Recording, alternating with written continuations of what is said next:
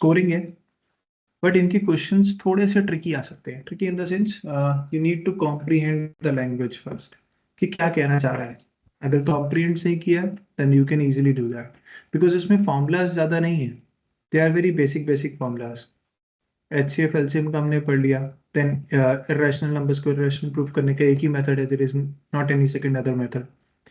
Then last हमने polynomial पढ़ा। Polynomial में दो ही चीजें हैं, आइदर मिडिल टर्म स्प्लिटिंग या क्वाड्रेटिक फॉर्मूला, और या फिर उसके कोफिशिएंट्स का रिलेशन।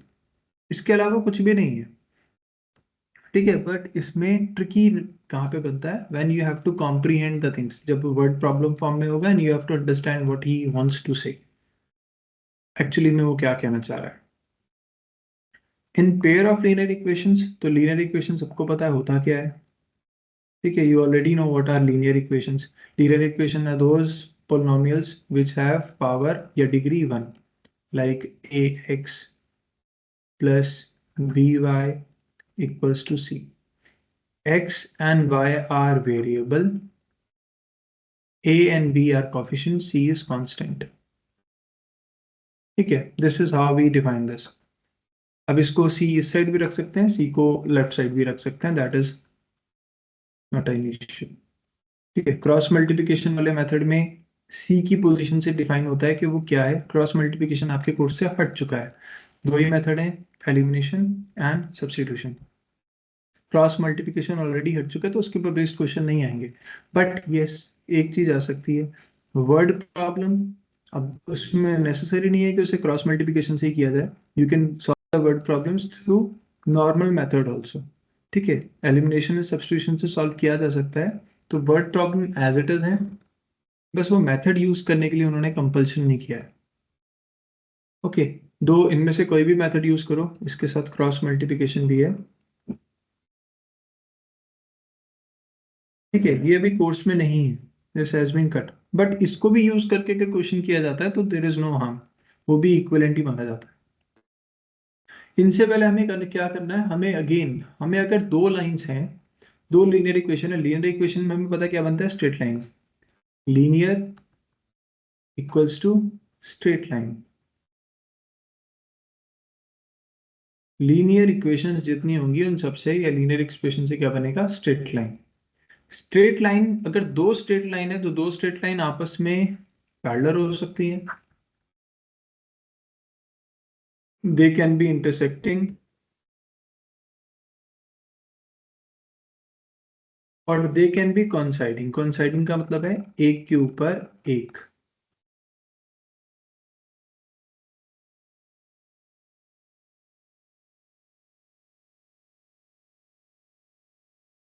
ठीक है।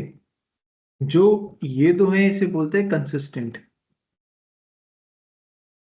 Consistent means which has solution, which has solution या common point of interaction, and this is called inconsistent, means they do not give any common solution. दो लाइंस का कोई कॉमन सोल्यूशन नहीं होगा, यहाँ पे होगा तो ये कंसिस्टेंट कहलाते हैं, इनकंसिस्टेंट। और एक के ऊपर एक होना मतलब coinciding. These are the terms which you should know, ठीक है। अब इनको चेक कैसे किया जाता है कि कौन सी पैरेलल है कौन सी नहीं है, तो एक तरीका तो है ग्राफ पे प्लॉट कर दो, आपके पास कोई भी लाइन है या नहीं, but that is a long method. तो उसको चेक करने के लिए हम क्या करते हैं, हम इनके कॉफिशिएंट्स और कांस्टेंट को क्या करते हैं, कंपेयर। कॉफिशिएंट्स और कांस्टेंट को करते हैं कंपेयर। तो कॉफिशिएंट्स क्या हो गए, a1/a2, b1/b2, c1/c2, this is a constant. अगर ये तीनों इक्वल हैं तो ये कहलाएगी लाइन वो जो एक के ऊपर एक है, दैट इज कॉन्साइडिंग, ठीक है। Such lines are called coinciding lines, ठीक है। एक के ऊपर एक, कोइंसिडेंट कोइंसाइडिंग, ठीक है। कोइंसिडेंट लाइन कहलाएंगी जो एक के ऊपर एक है। नेक्स्ट, अगर ये रिलेशन आपस में equal a1 upon a2 not equals to b1 upon b2 और लास्ट का c1 अपॉन c2 इक्वल हो या नहीं हमें कोई फर्क नहीं पड़ता। ये दो इक्वल नहीं है, इसका कोई लेना देना ही नहीं है। ये हो भी सकता है और नहीं भी, तो इसे लिखते ही नहीं। बट अगर हमारा a1 और b1 इक्वल नहीं है, a1 अपॉन a2 रेशियो इनका इक्वल नहीं है, तो ऐसी लाइन होगी इंटरसेक्टिंग। ऐसी लाइंस कैसी होंगी? इंटरसेक्टिंग। तो किसी एक पॉइंट पे क्या हो रही है? इंटरसेक्ट। तो ऐसी लाइन कहलाती है इंटरसेक्टिंग। और तीसरी कंडीशन है जब इनका ratio a1 upon a2 equals to b1 upon b2 but not equals to c1 upon c2। Constant equal ना हो, बाकी सब इक्वल हो, तो ऐसी लाइंस होती हैं parallel. That is they are parallel. वो कभी एक दूसरे से मिलने वाले ही नहीं है। इसका एग्जांपल वाइज चेक करना चाहो तो ऐसे चेक कर सकते हो। पहले वाला देखो, ये है 2x plus 3y plus 7 upon 4x plus 6y plus 14। कुछ हुआ थोड़ी ना है, इस इक्वेशन को 2 से मल्टीप्लाई कर दूं तो नीचे वाली बन जाएगी। और किसी भी एक्सप्रेशन को अगर मैं सेम नंबर से मल्टीप्लाई, किसी भी नंबर से मल्टीप्लाई कर रहा हूँ पूरे एक्सप्रेशन को, तो वो सिर्फ एक्सप्रेशन के डिजिट्स बदलती हैं, लाइन तो सेम ही रहती है, ग्राफ उसका सेम रहता है, ग्राफ में चेंजेस नहीं आते। Is it clear? तो ये तो हो गया आपका कोइंसाइडिंग या कोइंसिडेंट। ठीक है, कोइंसिडेंट लाइन हो गई। अगर मैं क्या करूं, मैं इसमें थोड़ा सा चेंज कर देता हूँ। जैसे मेरे पास है 2x प्लस 3y प्लस 7। अब मैंने क्या किया, इनको चेंज कर दिया। क्या चेंज किया? इसको तो सेम रखा, इसको मैंने रखा 4x, इसे रखा 6y, बट इसे लिख दिया 10। अब क्या हुआ, ध्यान से देखो, ये दोनों तो सेम है, इनका रेशियो तो सेम आएगा। 2/4 equals to 3/6, that is 1/2, 1/2। But last वाला जो है वो नहीं आएगा, दैट इज 7/10। ये आपस में नहीं कट सकता है, तो ऐसी लाइन बन जाएंगी पैरेलल। ऐसी लाइन बन जाएंगी पैरेलल। और third condition, like you have 2x plus 3y plus 7, और दूसरी लाइन की इक्वेशन या एक्सप्रेशन गिवन है, that is 6x plus 5y plus 3। अब इसमें कुछ भी मैच नहीं कर रहा है। पहले वाला बन रहा है 2/6 not equals to 3/5 not equals to 7/3। कुछ भी आपस में इक्वल नहीं है। और चाहे लास्ट वाला इक्वल भी कर दूं, लास्ट वाले को मैं फर्स्ट वाले के इक्वल कर दूं 2/7, तो ये 7/21 कर देते हैं ये लोग। चाहो तो ऐसे भी कर सकते हैं,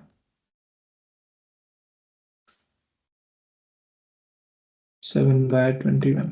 तो ये 7/21 इसके तो इक्वल आएगा, बट 3/5 के इक्वल नहीं आएगा। तो ये सी वाला पोर्शन ए के इक्वल होने के बाद भी ये क्या रहेगा? इंटरसेक्टिंग ही रहेगा।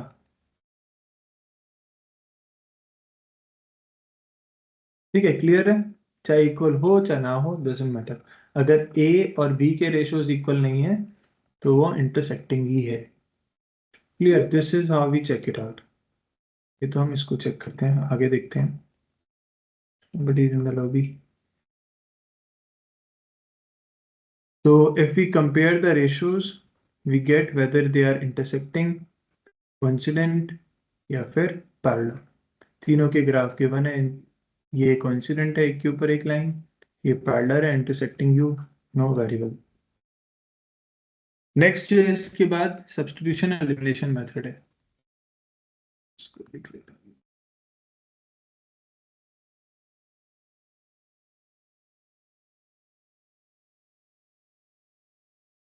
ये बड़ा इजी सा मेथड है।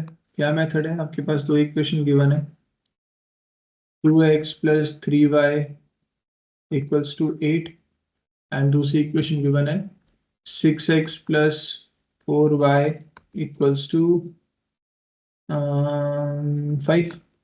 Okay, let's say it was like this. तो मुझे अगर सब्स्टिट्यूशन से करना है, सब्स्टिट्यूशन क्या कहता है, सब्स्टिट्यूशन कहता है किसी एक का value from this find x and place it in second equation. यहां से x को निकालो और उसे सेकेंड इक्वेशन में प्लेस कर दो। तो x टर्म क्या आएगी यहाँ पे, 2x equals to 8 minus 3y and x equals to 8 minus 3y by 2। यहाँ से x की प्लेस वैल्यू कर दो यहाँ पे, तो हो जाएगा 6 into 8 minus 3y upon 2 equals to 5, sorry plus 4y equals to 5। Cancel out हो जाएगा, you'll get 8 3s are 24 minus 9y plus 4y equals to 5.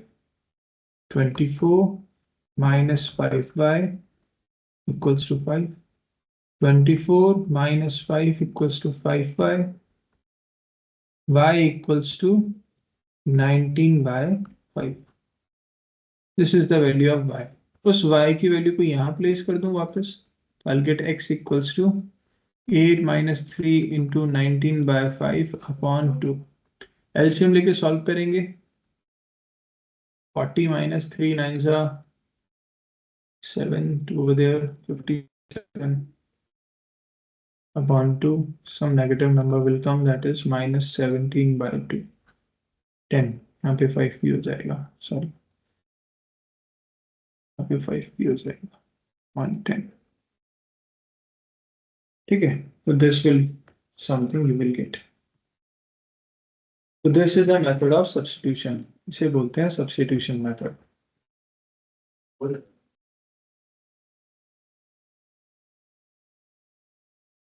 अब इसके बाद नेक्स्ट जो हम यूज करेंगे that is elimination. Elimination method क्या होगा, इसी क्वेश्चन को दोबारा लिख लेते हैं आगे। 2x plus 3y equals to 8, 6x plus 5y equals to 7, कुछ भी लिख लो, डजंट मैटर। ठीक है, दिस इज गिवन। अब ऐसे केस में क्या करते हैं, एलिमिनेशन, एलिमिनेशन मतलब कुछ एलिमिनेट करना, to eliminate something.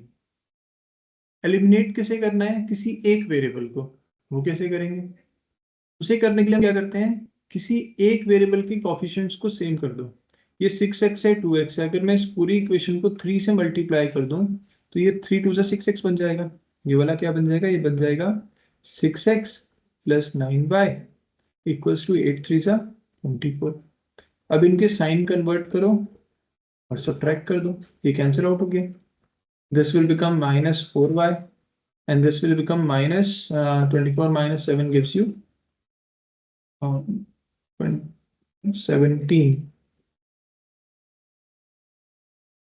Okay, the answer would be negative से negative cancel, 17 by 4। इस 17 by 4 को किसी भी एक इक्वेशन में डाल दो, put this in any one equation।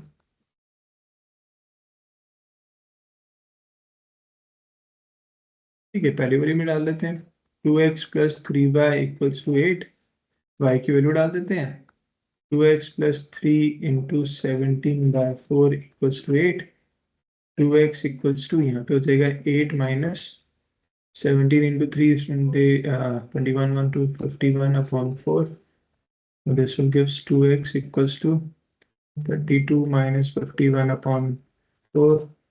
X equals to 51 minus 32, 19 by 8, 4 to the 8, और ये नेगेटिव रहेगा।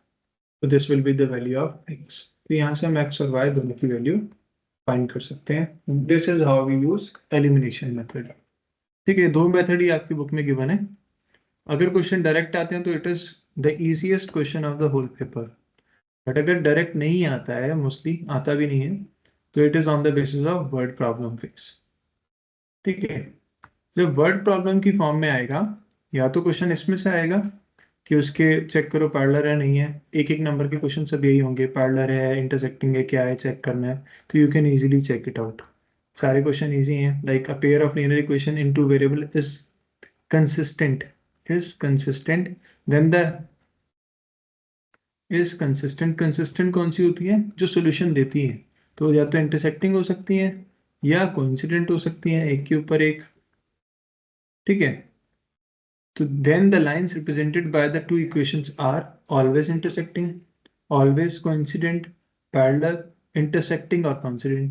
ये हो सकती है बस. या तो इंटरसेक्टिंग होगी या coincident होगी, इन दोनों में से कोई एक होगी. दोनों केस में ही वो क्या कहलाता है? कंसिस्टेंट. तो ऐसे सिंपल सिंपल से क्वेश्चन है, इनको करना है. ठीक है. इसमें पूछा गया कि मेक अ इक्वेशन. अब यहाँ पे इक्वेशन बनाने के लिए दिया है.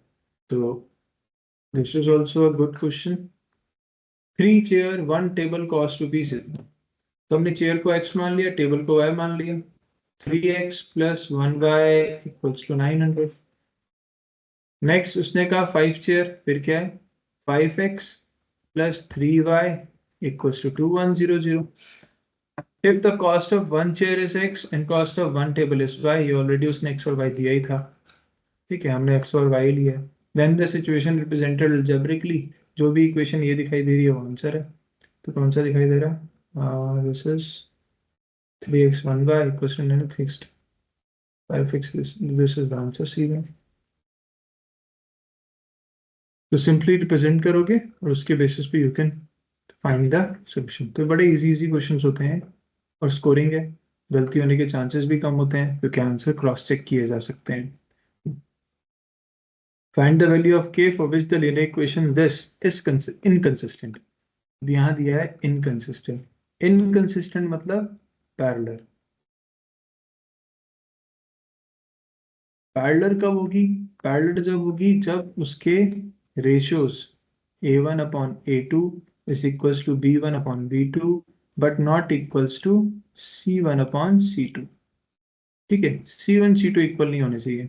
तो ये तो a हो गया, ये b हो गया, ये c1 हो गया, ये a2 हो गया, this is b2 and this is, इसको इधर लेके आना पड़ेगा. ठीक है. तो ये हो जाएगा c2 -7 विल बी c. दोनों को एक ही साइड रखते हैं, तो 3 को भी लेफ्ट साइड लेके आओ तो एक जैसी होंगी. मतलब ये नहीं हो सकता कि एक तरफ सी हमने लेफ्ट साइड रखा है, एक तरफ सी हमने राइट साइड रखा है. It should be on the same side. यहाँ पे हमने राइट साइड सी लिया है इक्वल टू के, तो यहाँ पे भी राइट साइड लेके आएंगे तो उसे C2 मानेंगे. अब ये तो ऑटोमेटिकली पता चल रहा है 3/-7 इज नॉट इक्वल्स टू, किसके इक्वल्स टू नहीं हो सकता है? ए का रिलेशन क्या था? 1/5. इसके इक्वल तो ये नहीं है, तो इसे तो कट ही कर दो. 1/5 के तो नहीं है. अब बचा 2/k. तो 1/5 आना चाहिए. तो k की वैल्यू क्या रखूं? k की वैल्यू 10 रख दूं तो ये हो जाएगा 1/5 कट करके. ठीक है, मतलब 2 को 5 से मल्टीप्लाई कर दूं तो मेरे पास क्या आ जाएगा? सिंपल है, तो ऐसे भी लिख सकते हो 1/5 equals to 2/k. Cross multiply करो, k equals to 2 into 5, k equals to 10 is your answer. ये सिंपल सिंपल से क्वेश्चंस है. सिंपल सिंपल मेथड है इनको सॉल्व करने का. Next, same over here. Examples के क्वेश्चंस भी सेम है. फादर वाला देख लेते हैं. एज वाले क्वेश्चंस आने के चांसेस रहते हैं, not just in this way, in some other way also. A father age is 6 times his son age. Father की एज जो है उस सन की एज के 6 टाइम है. सन as into 6. Father's age is 6 times the age of his son. 4 years hence, after 4 years, after 4 years, after 4 years, the age of father will be 4 times his son age. Father की जो as होगी हो जाएगी सन की as से 4 times. ठीक है. एक रिलेशन ये बना और एक इसमें ऐड कर दो, +4 +4. ठीक है, इस +4 को इसके इसके साथ कंपेयर कर दो, you will get the answer. वो भी मैं करके दिखा रहा हूँ. क्वेश्चन को कर ही लेते हैं पूरा. रुको, साफ साफ करते हैं इसे.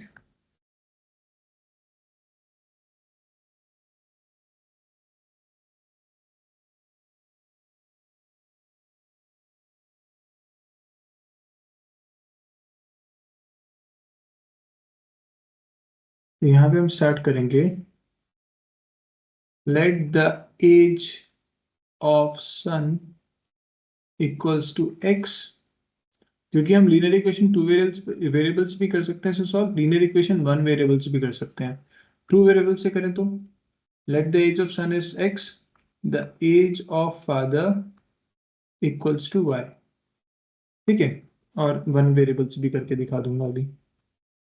तो हमारा पहला स्टेटमेंट जो है, age of father is 6 times the age of son, तो y equals to 6x।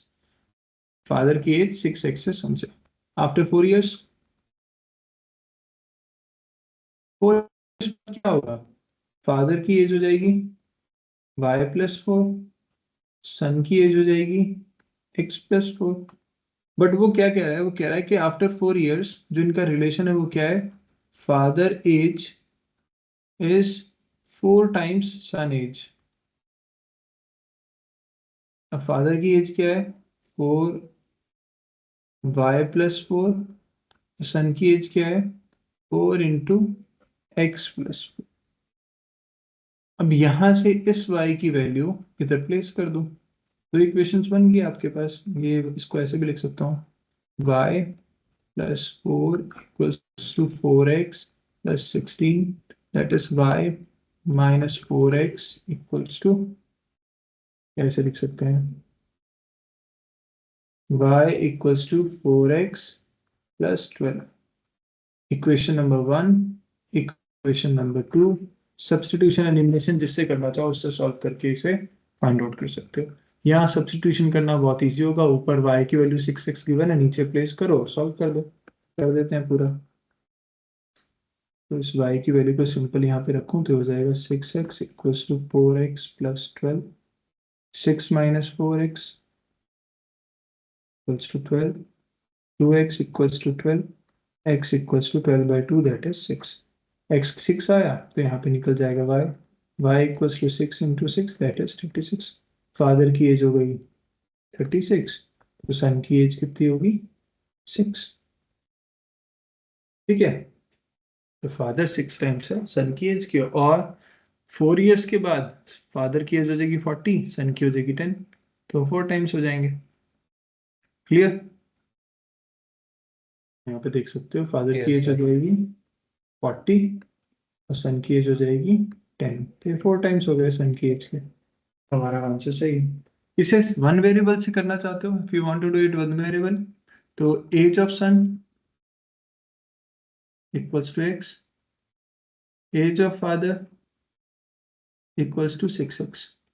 Directly ऐसे ही लिख दो, 6 टाइम्स से 6x लिख दिया। Then after 4 years, after 4 years father will be 6x+4, son will be x+4, and relation क्या given है, relation according to question given है, according to question EQT, relation according to question is that father equals to 4 times son age, that is 6x+4 equals to 4 times x+4। इसको solve करोगे again you will get the answer, और again अब जो लेकिन जो x आएगा वो फिर से आ जाएगा आपके पास एज इट इज। ठीक है, क्या आएगा, 6x+4 इक्वल्स टू 4x+16, इसको उधर ले जाएंगे, इसको उधर ले जाएंगे, 6x - 4x equals to 16 - 4, 2x equals to 12, x equals to 6, again you will get x equals to 6। Fine, x6 आ गया, x6 आ गया है तो यहाँ 6 हो गया, 6 6 36 हो गया, खत्म, directly you will get the answer. तो either by this method or by this method, any one method you can use to solve it। Necessary नहीं है ऐसे क्वेश्चन में कि आपको टू वेरिएबल लेना ही है, बिकॉज रिप्रेजेंटेशन के लिए उसने कहा नहीं है कि रिप्रेजेंट इन टू वेरिएबल्स। ठीक है, तो this you can do in any form, but try करो कि टू वेरिएबल्स ही करना जहाँ तक पॉसिबल है। उस केस में टू वेरिएबल से करने के केस में एक और फायदा होगा, क्वाड्रेटिक जहाँ पे क्वाड्रेटिक की क्वेश्चंस आ गए उसके बाद प्रॉब्लम्स आएंगे तो इजीली आइडेंटिफाई कर लोगे ये क्वाड्रेटिक बनने वाला है, लीनियर इक्वेशन टू वेरिएबल होने नहीं वाला, क्वाड्रेटिक बनेगा ही बनेगा। ऑटोमेटिकली क्वाड्रेटिक बन जाएगा वो। A student walk from his house at 4 km per hour and reaches his school late at 5 minutes.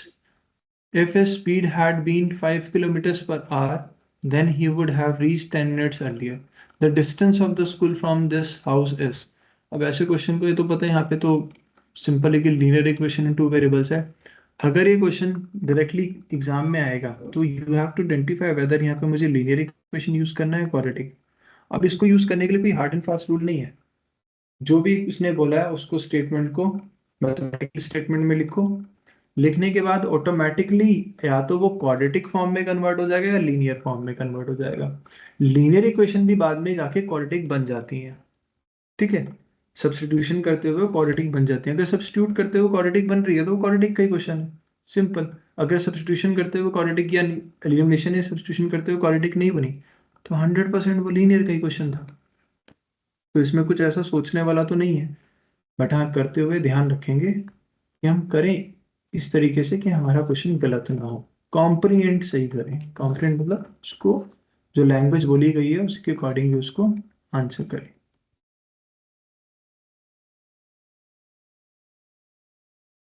तो let's see this.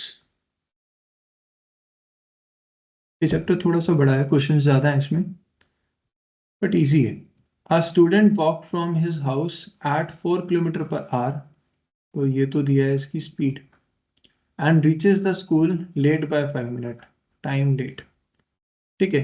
If the speed has been 5 kilometre per our, had been 5 kilometre per our, then he would reach 10 minutes earlier। अगर if his speed had been 5 kilometre per our, हल्का सा बढ़ जाए 1 kilometre बढ़ जाए तो ये हो जाएगा। तो रिलेशन बनता है हमारे पास, रिलेशन क्या है, speed equals to distance upon time. और डिस्टेंस तो कांस्टेंट है यहाँ पे, डिस्टेंस क्या है, सेम, डिस्टेंस तो सेम है। तो हम डिस्टेंस का रिलेशन बना सकते हैं चाहे तो, ठीक है, नहीं तो ऐसे ही लिख सकते हैं। तो उसने क्या कहा, अब यहाँ पे इक्वेशन बनाने के लिए क्या करें, हम स्पीड और टाइम से निकालें या डिस्टेंस और टाइम से निकालें या डिस्टेंस और स्पीड से निकालें, क्योंकि डिस्टेंस तो ऑल राउंड सेम है, उसमें कोई चेंज नहीं आएगा। तो एक बार इसका निकाल देते हैं। Let's say time taken equals to x, x time लिया, time taken to reach is x, ठीक है। एक्स टाइम लेता है वो अगर वो वाई की स्पीड से वॉक करता है, बट वो वाई की स्पीड की जगह स्पीड उसकी हो जाए, वाई स्पीड लेता ही नहीं हो, लो वेरिएबल कर ही नहीं रहा हूँ उसे। It takes x time to reach, but अगर उसकी स्पीड 5 किलोमीटर पर आवर, अगर उसकी 4 किलोमीटर पर आवर होती है, if speed equals to 4 kilometre per hour, then time taken will be x plus 5 minutes extra, and if speed is 5 kilometer per hour, then time taken is x minus 10 minutes, तो वो 10 minutes earlier पहुंच जाता है, ठीक है। दोनों relation पे लिख दिया। दोनों रिलेशन में डी तो सेम है, यहाँ पे भी डी और यहाँ पे भी डी क्या है, सेम। यहाँ पे डी क्या निकलेगा, d would be s into t, यहाँ पे भी डी होगा s into t, S1 T1 S2 T2। But d दोनों क्या है, same, both the d's are same, distance तो दोनों सेम थे, तो हम इनको इक्वेट कर सकते हैं, S1 T1 equals to S2 T2। इनको इक्वेट करेंगे तो this will gives you 4 into x plus 5 equals to 5 into x minus 10। इसको सॉल्व करेंगे will get 4x plus 20 equals to 5x minus 50। Further solve कर देते हैं तो will get 20 plus 50 equals to 5x minus 4x, 70 equals to x। तो speed should be time taken equals to, ये तो time है, time taken equals to 70 minutes, normally वो 70 minutes में पहुंचता था, ठीक है। नॉर्मली वो क्या टाइम लेता था, 70 minutes.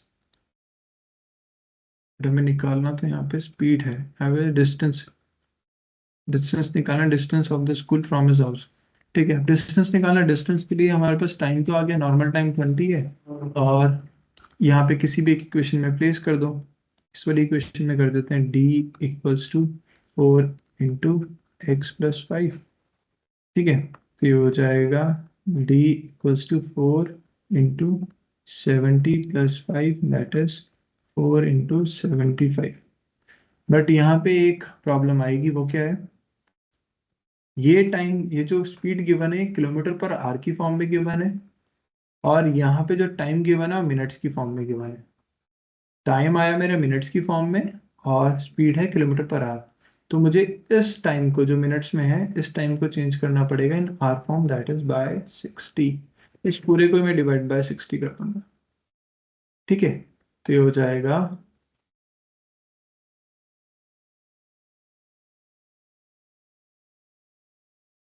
15, 75, 15, 60, 5, distance equals to 5 kilometre, ठीक है। 5 किलोमीटर का डिस्टेंस था टोटल।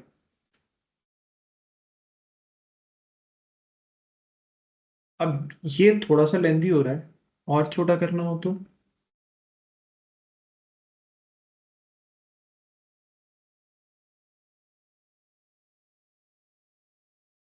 कैसे और छोटा कर सकते हैं, ये इतना सॉल्व करना ही पड़ेगा, इसे कहीं ना कहीं इतना सॉल्व करना ही पड़ेगा, हमें दो इक्वेशंस तो फ्रेम करनी ही पड़ेंगी। डिस्टेंस को हम y मान सकते हैं, बस ज्यादा से ज्यादा ये कर सकते हैं, डिस्टेंस को y मान के सॉल्व कर सकते हैं। d को अगर हम y मान ले, distance is same equals to y, ये हो जाएगा y इक्वल्स टू 4x + 20, ये हो जाएगा y इक्वल्स टू 5x - 50। ये दो इक्वेशंस बनेंगी, इन दो इक्वेशंस को सॉल्व करके will get the value of y। यहाँ से हम 4x को एक ही बारी में हटा के एलिमिनेट करके डायरेक्टली y की वैल्यू निकाल सकते हैं। इस केस में हम डायरेक्ट थोड़ा सा कर पाएंगे, लेकिन बाकी का पोर्शन तो करना ही पड़ेगा। Is it clear? अगर 2 वेरिएबल से करना है तो, यस। 1 वेरिएबल से करना है तो, दोनों केस में एक सॉल्व किया जा सकता है। यस। इसमें कंफ्यूजन होगी, कोई कोई हो सकता है स्पीड टाइम का देख के इसे क्वाड्रेटिक ना समझे, ठीक है। क्वाड्रेटिक भी समझा जा सकता है, बट स्पीड और टाइम गिवन है तो distance equals to speed into time होता है, इसलिए ये बनेगा लीनियर, ध्यान रखना। अगर ये गिवन होता है डिस्टेंस और टाइम और स्पीड की फॉर्म में पूछा होता तो ये बनता क्वाड्रेटिक। अगर स्पीड कांस्टेंट होती और डिस्टेंस और टाइम चेंज हो रहे होते तो क्वाड्रेटिक इक्वेशन बनती उस केस में। बट यहाँ पे डिस्टेंस सेम है, स्पीड टाइम चेंज हो रहे हैं, तो लीनियर बनेगी। ऐसे ही टाइम सेम रहे, टाइम कांस्टेंट हो जाए और डिस्टेंस स्पीड चेंज हो, तब भी बनेगी क्वाड्रेटिक। एक छोटा सा शॉर्टकट है याद रखने के लिए, अगर करना हो। नहीं तो सिंपली हम जब करेंगे क्वाड्रेटिक, तो हम सिंपली फ्रेम करना शुरू करेंगे, ऑटोमेटिकली क्वाड्रेटिक या लीनियर बनेगी जो बनना होगा, ठीक है। नेक्स्ट देखते हैं, ये बाकी पोर्शन इजी है, nothing very complicated. Given below the pair of linear equation in two variables, which of the following pair of linear equation have same number of solution as the given pair? जितने इसके solution है वही इसके solution हो, क्या होगा check कर लो, कौन कौन से सेम आ रहे हैं। वो सेम हो जाएगा, इसको मल्टीप्लाई करें अगर हम, ये तो कुछ नहीं हो रहा है, नीचे वाले में भी नहीं हो रहा है, इस वाले में 62b नहीं, 5a - c, इसके चेक कर लेते हैं। This is 4/3, this is 2/3, this is 3/1। तो ये हमें पता चल गया कुछ भी इक्वल नहीं है, ये भी इक्वल नहीं है, तो इंटरसेक्टिंग लाइन है। इंटरसेक्टिंग लाइन है तो एक ही सोल्यूशन होगा, ये इंटरसेक्टिंग लाइन है तो एक ही सोल्यूशन होगा। उस एक सोल्यूशन को फाइंड आउट करके इसमें प्लेस करके चेक कर लो आंसर। इसका सोल्यूशन तो, ये तो यहाँ से साफ दिखाई दे रहा है, ये इंटरसेक्टिंग नहीं होगी, ठीक है। सेकंड वाले में देखो, दिस इज 2/1 माइनस 2/1, ये हो सकती है, दिस कुड बी, लेकिन लास्ट में 2/1 हो गया, ठीक है। ये हो गया a upon minus minus one, और ये हो गया b upon minus one minus b, तो 1/1 ये भी नहीं होगी, 1/1 1/1 आ रहा है, -1/-1/1 आ रहा है, तो ये भी नहीं होगा। लास्ट देखते हैं, 7/28 1/4, 9/36 1/4, ये भी नहीं होगा। तो ये तीनों लाइन तो इंटरसेक्टिंग ही नहीं है, ठीक है। ये लाइन इंटरसेक्टिंग है और ये लाइन इंटरसेक्टिंग है, और ये भी इंटरसेक्टिंग है। तो ऐसी दो ही लाइनें हैं जो इंटरसेक्टिंग है इसके साथ मिलती हुई, ये तो यही इसका आंसर हो जाएगा, कुछ सॉल्व करने की रिक्वायरमेंट ही नहीं है, ओरली कर सकते हैं। क्लियर? Yes sir. नेक्स्ट। ये सब भी सेम ही है। Represent parallel lines, condition represent parallel lines, parallel line की कंडीशन क्या होगी, ए और बी का रेशियो सब इक्वल हो जाने चाहिए, मतलब ये a/3, this is a/3 equals to 2/b equals to 7/16। यहाँ से ए और बी की वैल्यू निकाल दो, आंसर आ जाएगा। दोनों की दोनों सेम आ सकते हैं, अलग अलग ए और बी की वैल्यू निकालो और चेक कर लो क्या आ रहा है।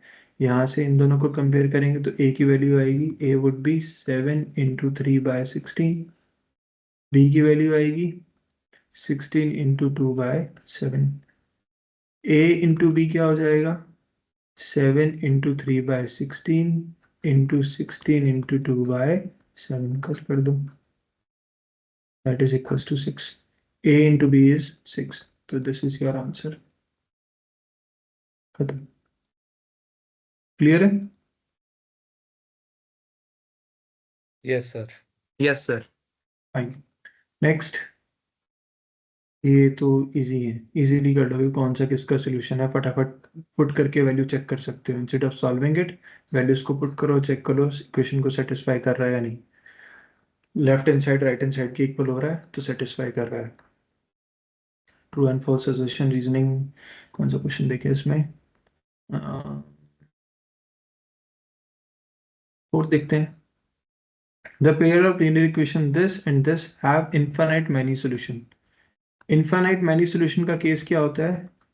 Infinite many solution का केस होता है कि a1/a2 equals to b1/b2 equals to c1/c2। ये केस अगर है तो ये infinite many solution देगा। यहाँ पे क्या आ रहा है, 9/18 equals to 3/6, 9/18 3/6 equals to 12/24, सब में 1/2 आएगा,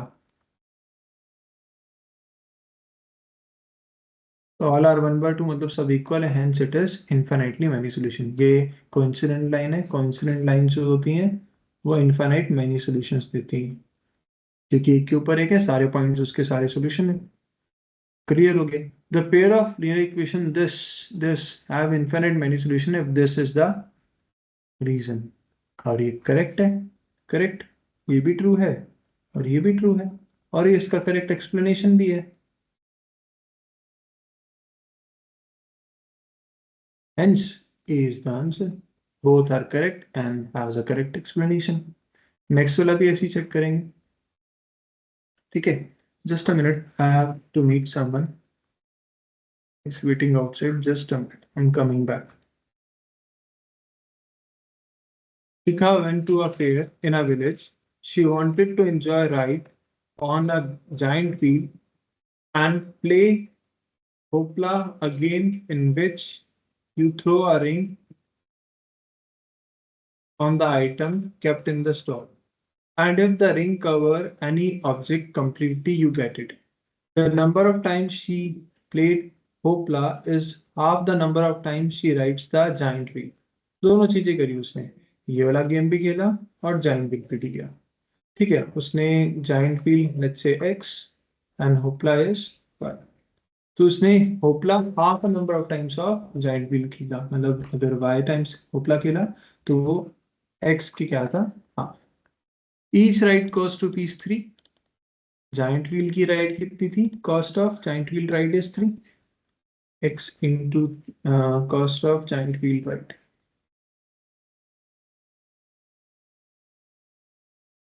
GW इतना giant wheel ride equals to 3 and give Hopla cost rupees 4. Cost of Hopla equals to rupees 4. Rupees sign लगाएगा, ठीक है, दिस इज गिवन। अब मुझे पता है उसने जो राइट किया है, उसने x टाइम जाइंट व्हील चलाया है, x times giant wheel plus y times hoopla उसने प्ले किया and he paid total amount 20। तो एक तो मेरे पास ये इक्वेशन बनी है, दूसरी इक्वेशन क्या बनेगी? x into 3 plus y into 4 equals to 20। From both this equation I solve it out. ये इक्वेशन तो बन गई 2y इक्वल्स टू x। यहाँ से मैं x की वैल्यू रख सकता हूँ, x इक्वल्स टू ये वाली वैल्यू डायरेक्ट यहाँ सब्स्टिट्यूट कर सकता हूँ using substitution method. If I substitute the value of x, put value of x equals to 2y। यहाँ से वैल्यू ऑफ x मैंने 2y प्लेस कर दिया, हो जाएगा 2y into 3 plus 4y equals to 20, 6y plus 4y equals to 20, y equals to 20 by 10 that is 2। y की value कितनी आएगी मेरे पास? 2। y 2 आ गया तो मैं x निकाल सकता हूँ। 2 into 2 equals to x, x equals to 4, y 2 है तो मेरा x क्या आ रहा है 4। मतलब उसने 4 टाइम्स जाइंट व्हील राइड किया तो 2 टाइम्स उसने होपला खेला and he got total amount 20। चेक कर लेते हैं। चेक कैसे करेंगे? चेक करेंगे यहाँ प्लेस करके x और y की वैल्यू। x 4 टाइम्स था इंटू 3 प्लस y 2 टाइम्स था 2 इंटू 4, तो 4 3 are 12, 2 4 are 8, total amount is 20। अब 20 रुपीज उसने क्या करें? Pay. That means our answer is correct. यहाँ तक तो हमने इसे सिर्फ सॉल्व किया है जस्ट टू चेक कि हम जो आगे क्वेश्चन है वो क्या क्वेश्चन हमने पढ़े ही नहीं इसके बाद। इसके क्वेश्चन पढ़ के देखते हैं। अगर इसके क्वेश्चन पढ़ते हैं तो पहला क्वेश्चन क्या है? पहला क्वेश्चन है represent the representation of the given statement algebraically is. इस गिवन स्टेटमेंट की एल्जेब्रिक क्या होगी? पहली मेरी स्टेटमेंट बन रही थी 2y इक्वल्स टू x, या ऐसे लिख सकता हूँ इस 2y प्लस x को मैं लिख सकता हूँ x minus 2y equals to 0, या 2y माइनस यहाँ पे लिख सकता हूँ 2y minus x equals to 0। ये दोनों की दोनों सेम ही है, कोई डिफरेंस नहीं है, ठीक है। नेगेटिव साइन को दोनों साइड से कैसे भी चेंज करें, तो पहले वाला तो नहीं हो सकता, ठीक है। ये हो सकता है, ये हो सकता है, ठीक, दोनों करेक्ट है। दूसरी स्टेटमेंट क्या बन रही है मेरी? 6y, दूसरी स्टेटमेंट बन रही है ये कहाँ था, हाँ ये 3x plus 4y equals to 20। 3x plus 4y equals to 20 दूसरी स्टेटमेंट बन रही है 3x plus 4y equals to 20। तो जहाँ पे भी आ रही होगी 3x प्लस 4y इक्वल्स 20, यहाँ पे करेक्ट आ रहा है, यहाँ पे 4x आ रहा है, मतलब गलत है। तो ये वाला आंसर मेरा करेक्ट है। क्लियर? इन दो चीजों के लिख लिया। नेक्स्ट देखते हैं, इसे मैं रब कर रहा हूँ। यहाँ इक्वेशंस लिख रहा हूँ। एक इक्वेशन थी x minus 2y equals to 0। अच्छा, इक्वेशन भी अच्छा है ये इक्वेशन है मेरी दो जो सेटिस्फाई कर रही है, मैंने यहाँ लिख दिया। और x की वैल्यू मेरी आ रही थी 4, y की वैल्यू आ रही थी 2। The intersecting point of two lines, तो जो इनका वैल्यूज आती हैं, जो इसका सोल्यूशन आता है वो इनका इंटरसेक्टिंग पॉइंट होता है। तो 4, 2 is your point of intersection, this is your point of intersection. जो वैल्यू आती है इन्हें सॉल्व करने say that is always a point of intersection, ठीक है। इनको सॉल्व करते हुए जो वैल्यू आएगा ये यही वैल्यू आपका 4, 2 होगा और ये इनका कॉमन सॉल्यूशन होगा। Find the area of triangle found along the x axis. अब इसको पहले ग्राफ पे ड्रॉ करेंगे, प्लॉट करेंगे। प्लॉट कर लेते हैं। x को 0 रखें तो y -2 हो जाएगा, y इक्वल्स टू 0 होगा, x0 y0 y0, x equals to 2y है, यहाँ से x इक्वल्स टू 2y है, तो y को अगर मैं 1 लेता हूँ x 2 आएगा।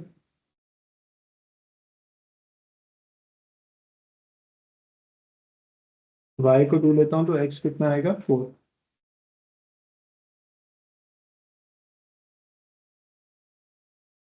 और ये मेरी बन गई पहली लाइन। सेकेंड लाइन ड्रॉ करनी है। सेकेंड लाइन यहाँ पे बन रहा है कुछ मेरा x equals to 20 - 4y/3। y की वैल्यू अगर मैं रखता हूँ यहाँ पे 5 तो x हो जाएगा 0।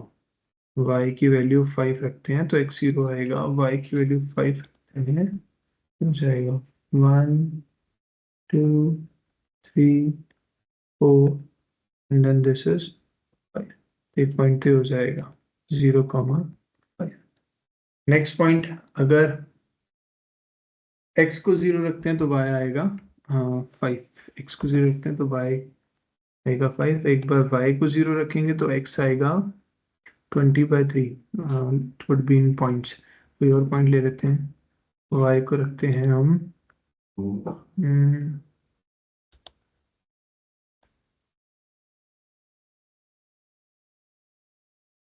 y को रखें 0, 20/3 हो जाएगा। y को रखते हैं 2, तो दिस इज y को रखते हैं 2।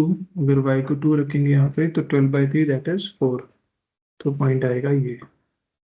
तो ये लाइन यहाँ से कुछ ऐसे पास कर जाएगी।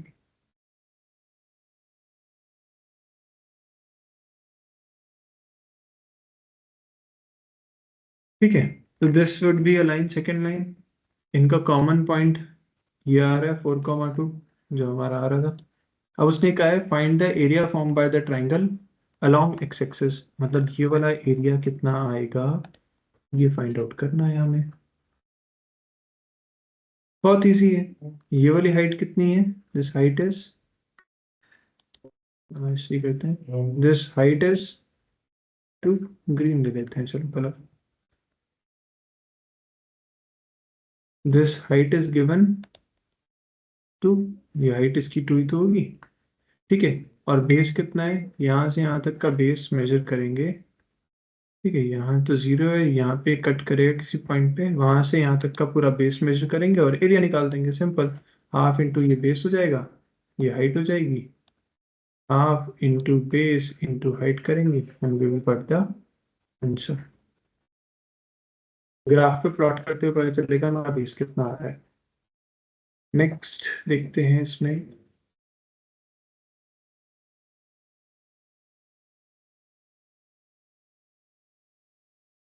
Next is area of triangle form with, ये वाई एक्सिस भी सेम होगा, वाई एक्सिस वाला पॉइंट आ जाएगा दैट विल बी 4 और बेस आपको 5 तक जा रहा है तो वहीं से मिल जाएगा। इसका तो रेशनल फॉर्म में आएगा, इसका आएगा 5 इंटू 4 20 20/2 10 आंसर आएगा। In graphically if the pair of equation intersect at point then the pair of equation is, अगर ग्राफिकली कोई पेयर ऑफ इक्वेशन एक दूसरे को इंटरसेक्ट करती हैं तो क्या कहलाती है, वो कंसिस्टेंट कहलाती है। ठीक है, वो क्या कहलाती है, कंसिस्टेंट। सिंपल सा आंसर है। नेक्स्ट, प्रैक्टिकल बेस्ड क्वेश्चंस हैं, कुछ इजी हैं, कुछ मुश्किल नहीं है।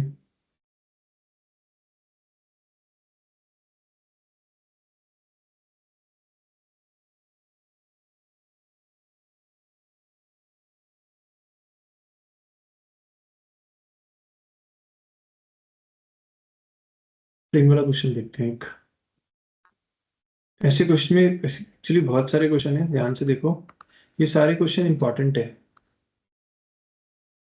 ठीक है, whether it is of considering to be a flight with speed, a train cover, and the last one is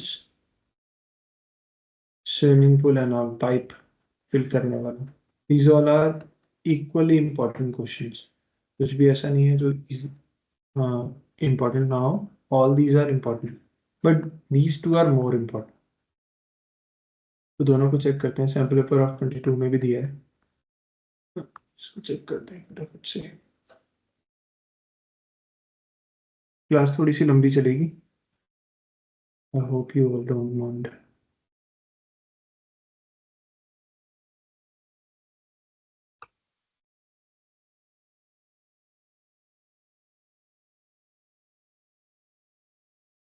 A train covers certain distance at a uniform speed. If the train would have been 6 km per hour faster, it would take 4 hours less than the time schedule. And if the train were slower 5 by itna, it would take 6 hours more than the scheduled time. ठीक, distance again same, distance is same. जब distance same होता है, speed और time में difference आ रहा है, speed and time में difference आ रहा है, तो linear बनने वाला है, ये हमें समझ आ जाना चाहिए। ठीक है, इस केस में हम इसको करते हैं, because distance equals to speed into time. ठीक है, अब पहला केस क्या है, पहले केस में लेट्स से, फर्स्ट केस में हम पहले मान लेते हैं स्पीड, जो नॉर्मल स्पीड है, normal speed equals to x, normal time equals to y. Normal speed x थी या नॉर्मल टाइम क्या था, वाई। तो उसने क्या कहा कि अगर अगर मैं स्पीड जो है वो बढ़ा देता हूँ, if speed is increased, speed would have been 6 kilometre faster, fast की जाए, मतलब 6 किलोमीटर फास्ट, x प्लस 6, तो टाइम जो है उसको लगता है, जो टाइम लगेगा that would be, the train time will be 6 kilometre पर, sorry, the time would have taken be 6 hour less. Time equals to y minus 4, normal time भी लिख देता हूँ।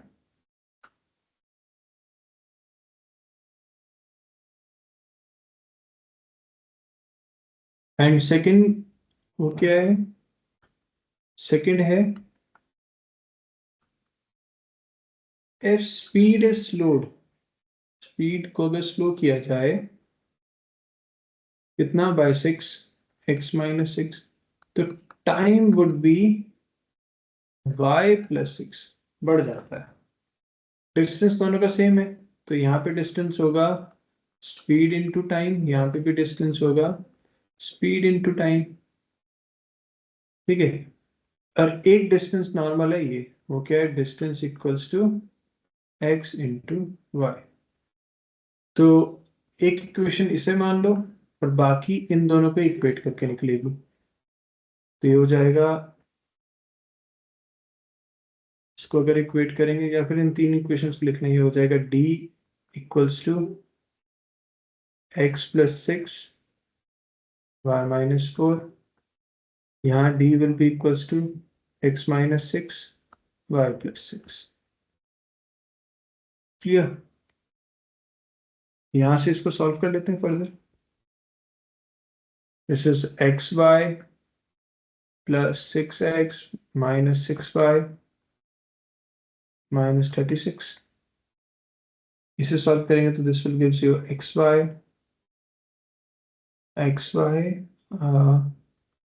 देन माइनस 4x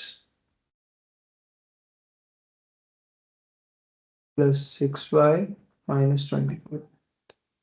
इन दोनों को इक्वेट कर दें तो हो जाएगा, इसको और इसको इक्वेट करें तो हो जाएगा x y minus 4x plus 6y minus 24 equals to x y minus 6y 6x plus 6x minus 6y minus 36, इससे कैंसिल आउट।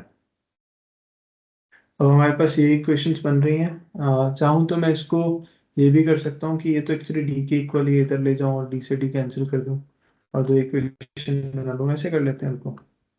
इसको ऐसे करने से अच्छा क्या करेंगे हम, अरे एक मिनट, इसलिए कुछ करना, इनको इक्वेट करने से पहले क्या करते हैं, यहाँ डी की वैल्यू रख देते हैं। डी क्या है, एक्स वाई है, एक्स वाई से एक्स वाई कैंसिल, यहाँ पे भी डी क्या है, एक्स वाई है, यहाँ से हमने डी निकाल ही लिया था, एक्स वाई, एक्स वाई से एक्स वाई कैंसिल, ये हो जाएगा इस 0 equals to -4x plus 16y minus 24, 0 equals to 6x minus 6y minus 36। ठीक है, इसको मैं लिख सकता हूँ 4x minus 6y plus 24 equals to 0। इसे लिख सकता हूँ 6x minus 6y minus 36 equals to 0। Equation number 2, equation number 1, equation number 1 और 2 को सब्स्टिट्यूशन एलिमिनेशन या किसी भी क्रॉस मल्टीप्लिकेशन, तीनों में से किसी, वैसे इसमें सब्स्टिट्यूशन एलिमिनेशन ही इजी है, तो सब्स्टिट्यूशन या एलिमिनेशन किसी एक से सॉल्व करोगे। एलिमिनेशन से सॉल्व करना इजी पड़ेगा, दो इक्वेशन है, एलिमिनेशन से सॉल्व कर दो। इक्वेशन पहली है 4x minus 6y plus 24 equals to 0। दूसरी इक्वेशन है 6x minus 6y minus 36 equals to 0। ये डायरेक्ट एलिमिनेट हो रही है, माइनस प्लस प्लस तो कैंसिल हो गया, ये हो गया माइनस 2x, ये हो जाएगा plus 36 20 gives you 60 equals to 0। 2x equals to 60, x equals to 30। x की वैल्यू 30 आ गई, तो उसे किसी भी एक इक्वेशन में प्लेस करेंगे, we will get the value of y। तो हमारे पास स्पीड आ जाएगी, नॉर्मल स्पीड थी 30 kilometre per hour, length of a journey y निकलने के बाद स्पीड इनटू टाइम कर दो, we will get the length of this journey. हमें फाइंड करनी थी length and we will get the length. Is it clear? Step by step फिर से समझा रहा हूँ। हमने क्या किया, पहले इसे लिखा, हमने ले लिया d सेम है तो सेम लिख दिया, स्पीड और टाइम को लिख दिया। हमने स्पीड को मान लिया x, y को नॉर्मल टाइम को मान लिया y। Distance equals to speed time, that is x into y. अगर स्पीड हम फास्ट कर देते हैं तो टाइम चेंज हो जाता है, स्पीड हम स्लो कर देते हैं तो भी टाइम चेंज हो जाता है, लेकिन डिस्टेंस तो दोनों केस में अभी भी सेम ही रहेगा, डिस्टेंस तो सेम ही था। उसका हमने डिस्टेंस निकाला और डिस्टेंस क्या था, एक्स वाई, जो सॉल्व किया, will get the answer. Clear? Linear equation ही बनी है एट द एंड, क्योंकि डिस्टेंस सेम था, स्पीड और टाइम में चेंज आ रहा था। Is it clear to all of you? Yes, sir. Yes, sir. Okay. Similarly, to fill the swimming pool, 2 pipes is used. The pipe is larger diameter. ये आपके NCERT में भी क्वेश्चन है, ये बाकी का हम कल करते हैं बिकॉज ज़्यादा हो गया। ठीक है, हमारे शॉर्ट आंसर्स बचे हैं थोड़े से, और थोड़े से लॉन्ग, लॉन्ग वाले इंपॉर्टेंट है। इसमें question number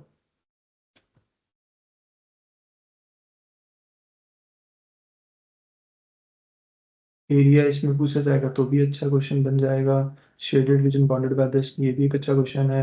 calculate the area of triangle formed, ये भी अच्छा क्वेश्चन है 2022 का। देन ऑल इंडिया 2019 में using the graph find the value x और वाई की वैल्यू, कॉमन वैल्यू वैसे भी आ सकती है। Determine graphically the coordinate of vertices of triangle, the equation of which side is given below. ये भी, ये तीनों इजी हैं। इसमें एरिया भी पूछा जा सकता है, एरिया पूछने के बाद ये 5 नंबर का हो जाएगा, वैसे नॉर्मली ग्राफिकली रिप्रेजेंट करना 3 नंबर्स का हो जाएगा। तो this is how we can do all this things. इसके लॉन्ग क्वेश्चन तो इजी हैं as compare to the other ones, ये बेटर क्वेश्चन हैं दोनों, ये लॉन्ग ही हैं, not short ones. Out of this we will check it tomorrow कौन सा अच्छा है। yeah, this is all for today. Sir, Bye, work see you done वाले again. क्वेश्चंस भी आएंगे ना? वर्क डन वाले क्वेश्चन एक ही है बस जो चांसेस रहते हैं आने के, अदरवाइज तो there is very less chance, but I वो इसमें है नहीं, आई शेयर